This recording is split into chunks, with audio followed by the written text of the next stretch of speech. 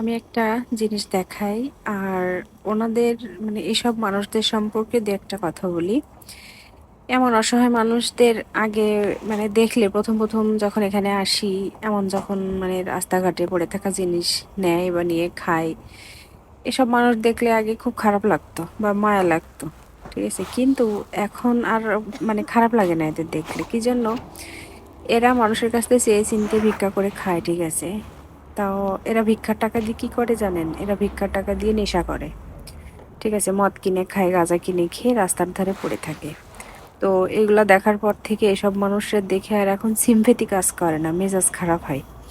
এই লোকটা কিন্তু যথেষ্ট ইয়াং বা বেশ কম বয়সী একটা মানুষ, তার কাজ করার মতো যথেষ্ট শারীরিক ক্ষমতা আছে।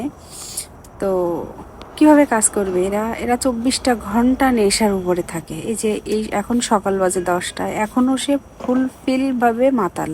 নেশা নেশা মানুষকে কিভাবে ধ্বংস করে! আহারে, সে আর থাকে ইউরোপে। সে কিন্তু ইতালিয়ান না, অন্য দেশের।